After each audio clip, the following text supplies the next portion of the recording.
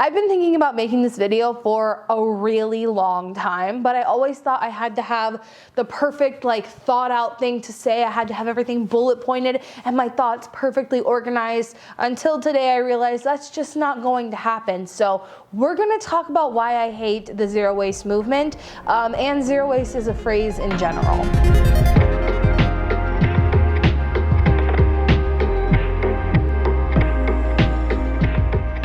This video is mostly to hold myself accountable from where I started in the zero waste journey, or at least where I started posting about it online, to where I am currently as someone who tries to live a sustainable lifestyle, who is an environmentalist, and also as an environmental activist. Now, my channel may have you believing that I love zero waste because I use it in a lot of different titles. I've made so many different videos around the idea of zero waste, but I think that if you have actually watched my videos, me saying I hate the zero waste movement probably isn't news to you. The reason I use that phrase, the reason you might think I align with that phrase, is because over the years I've noticed that sustainable living has become synonymous with zero waste, or the way an environmentalist is meant to live is like bare minimum, you're zero waste. So in order to ever talk about sustainability, you kind of have to have that word, zero waste, because it's become like the epitome, I guess is the best way to say it. But I've used that word over the years mostly with the intention to get people in, and then talk about where my real passion lies, which is really within the entire environmental footprint of anything we're talking about. Any sort of action, service, product, food, you name it. I'm really passionate about looking at it from an entire life cycle analysis than just talking about what it's packaged in. The downside to this is YouTube is really the only platform that works on. So it's kind of impossible for me to promote a post on Instagram or a TikTok video and try to make it seem sexy on the outside as zero waste to get people interested and then get into the nitty-gritty, because you can't do that in a 15-second TikTok or in an Instagram caption. The reason I say I talk so much is because I'm always interested in talking about sustainability from a full picture instead of this is good and that is bad. So with all of that in mind, let's get into the specific reasons why I hate the zero waste movement. I love nuance. I've developed a reputation for talking too much. Like, people tell me I talk too much. I know I talk too much. My analytics tell me with like my watch time, girl, you talk too much. But I don't think that's a bad thing, and I refuse to go along with this mentality that it's bad to talk a lot, because if you don't, it's way too black and white and we just pop over all the nuance. The nuance and the gray areas of actual sustainability, as opposed to plastic bad, glass good, or whatever the hell the zero waste movement has decided it is this week. Without this discussion and nuance and gray area, we end up choosing things in the name of zero waste that actually are not even the most sustainable option when you're looking at like the entire supply chain and environmental footprint of any given thing. The zero waste movement, because it focuses on packaging, mostly talks about products, and so that's kind of where my mind goes, is like focusing on the sustainability of an entire product rather than just what it's packaged in. That's the nuance and the gray area and the things that I actually care about, and that's the reason that I really distance myself, or I guess I want to distance myself. It's the reason I want to make this video, to explain these things to you, because I don't love the zero waste movement because it skips all the nuance. And I'm just a gray area girly, what can I say? I like nuance, I like the gray areas, hence why I hate the zero waste movement and how it only focuses on the end of a product's life cycle. Now listen, this is not just my opinion, okay? There are studies to show that when you look at the entire footprint of a product, the environmental impact is mostly coming from what happens to that product before it made it to you, and the end of product's life cycle, aka what happens at disposal, aka a lot of times the packaging. It's so minute in terms of environmental impact. When we focus too much on the end of a product's life cycle as opposed to its entire footprint, one of the biggest things we're leaving out is the resources that go into it. So the materials that we had to mine or grow or dig up around the world to make XYZ product. But skipping on how those resources are extracted skips out on dead cutting forests, skips out on depleting nutrients in our soil, skips out on human exploitation in the supply chain. And aside from the resources that need to be extracted. It also skips out on the water footprint, the greenhouse gas emissions,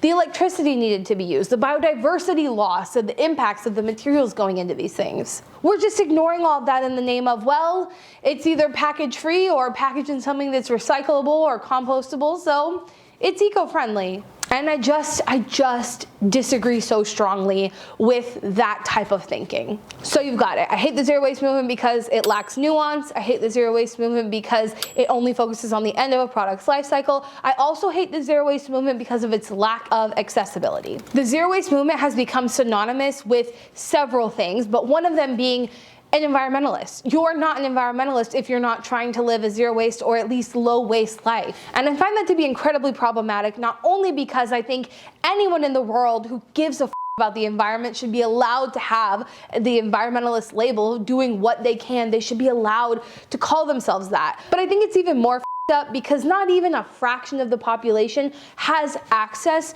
to make that choice. And that's because of the system we live in, not because of the choices that anyone is making, which we will get into. I digress. But that's one of my biggest problems with making the zero waste movement basically synonymous with sustainable living and being an environmentalist, is it's just not accessible to most people. And therefore, anybody who cares about the planet and can't make the changes because of the system we live in might just become discouraged and not give a at all. And I think that's overall harmful, obviously, to the environment. And as someone who's been talking about zero waste on the internet for years, I think I have a very unique perspective to realize how things have shifted over time. So one of the things I noticed because of how black and white zero waste is, and because of the lack of accessibility, is that over time, a few things started to become synonymous, like I say, with zero waste. And let me tell you when I noticed this, is when I asked my audience on Instagram, okay, my audience who is already more likely to have access to package-free things because of who they are, because they're following me, because they care, all those sort of things. But the last time I asked my audience if they have access to package-free grocery shopping, less than 40% said they did. It basically started to become synonymous with plastic free. So if you don't have access to package free things, which, like I say, the majority of people do not, then it was, okay, prioritize things that are packaged in recyclable packaging. Now, I personally think this fact really fueled the zero waste movement in general. The fact that only 9% of all plastic ever created has actually been recycled, I think was a huge fueling point for the zero waste movement. So at some point when we had black and white thinking that zero waste is good and everything else is bad, it was, let's choose more recyclable materials because we have access to that. So you can probably go back and watch videos of me from years ago saying that the most sustainable option was something packaged in glass, paper, aluminum, etc. But glass was the one people talked about the most because it's admittedly good to reuse. And I don't know about you, but years later we have hordes of glass jars realizing that maybe that's not the most sustainable thing. This is because glass is infinitely recyclable, whereas plastic a lot of times as it recycles, it downgrades. Glass is technically infinitely recyclable, but what if I told you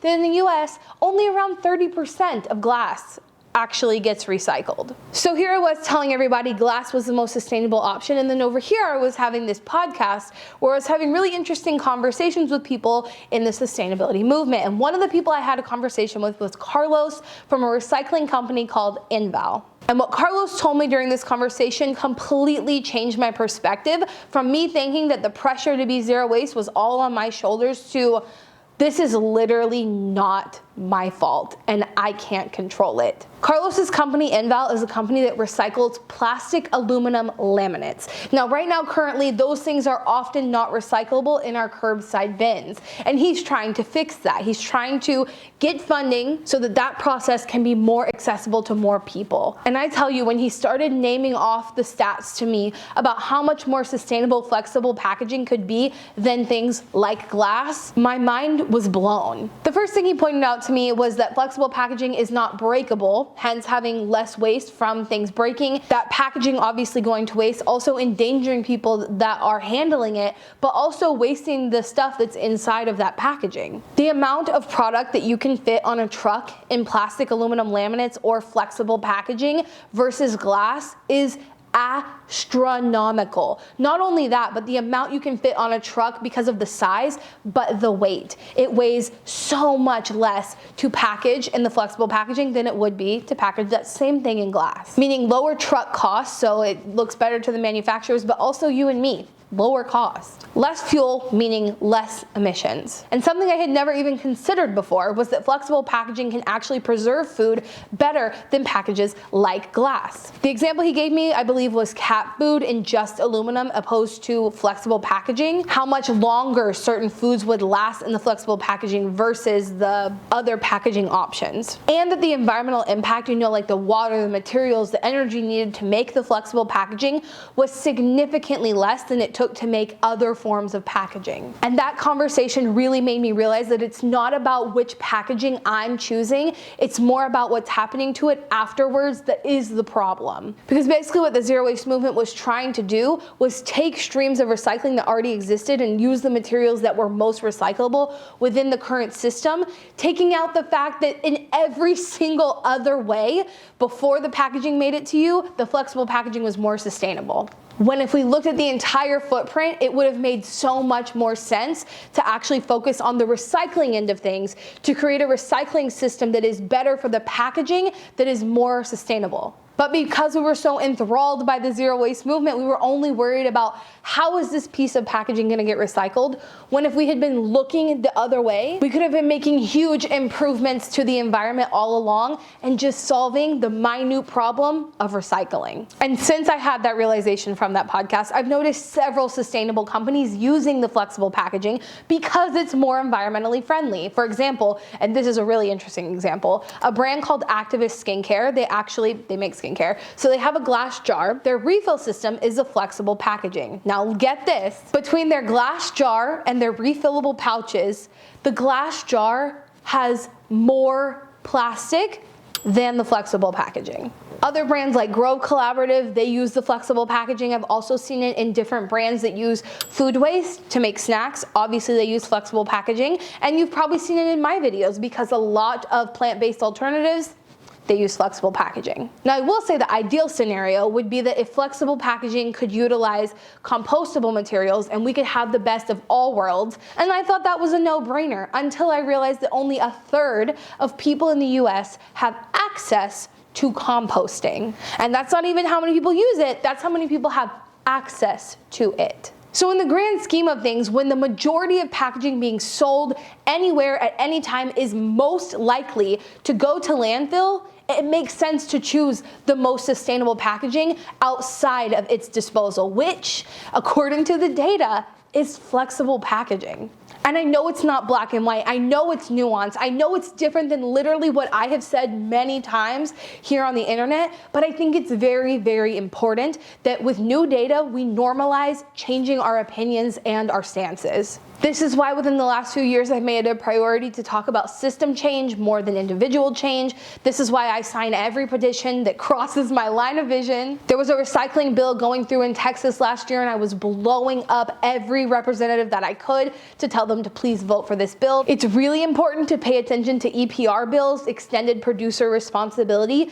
This is taking the responsibility for the waste off of us and putting it on to the people who produce that waste. It's really important to pay attention to those bills. There was one introduced in Maine in August, and I've been me in it like this. But that's really important because what NVOL is aiming for is to get the people who are producing this waste responsible for creating recycling systems for that waste stream. And that's the way it should be. The last time I talked about this topic, I got so much hate for it because people don't like non-black and white thinking. They don't normalize changing their stances. And it does take a little bit of effort to actually understand the science behind this. It's not simple. Sustainability really isn't in today's society. But that's a big one. That's a big reason why I hate the zero waste movement. I think that years ago there was way too much pressure on individuals to make the changes. As I've explained, accessibility is an issue. We don't have access to even make the choices that would be the more sustainable ones a lot of the times. I find it equally problematic that basically the counterculture to that is that now we have environmentalists who literally will be like, well, it's not my problem, it's the corporation's problem. I'm not gonna do anything because the corporations are to blame. I think these are both equally problematic. I think we would not see the insane push towards social justice, the environmental movement. I don't think we would see nearly as many government changes and business changes that we're seeing without all of the individual pressure, without all the individuals changing their habits, changing their purchasing power, which is how you change the market. I still fully believe that. And that's kind of where I came up with this saying, do your best and advocate for the rest. Do what you can to influence change, but at the end of the day, things that you can't change, advocate for change in the system. But both of those polar opposite end of the spectrums, both were born out of the zero waste movement, and I hate both of the mentalities. And to put it plain and simple, I think there are more important things to talk about than zero waste and our individual waste footprint. Hence my series called Things We Should Be Talking About Instead of Zero Waste. I'll actually go ahead and link that playlist for you up here, and I'll also link it in the description because there are so many topics that deserve our attention aside from just our individual waste footprints. So as a matter of fact, I'll actually go ahead and put that playlist right here on the screen for you. Definitely go check it out. A huge thank you to the Flexible Packaging Association for partnering with me on this video because I think it's really important to talk about nuance. And remember, until next time, you cannot do all the good that the world needs, but the world needs all the good that you can do. Bye, guys.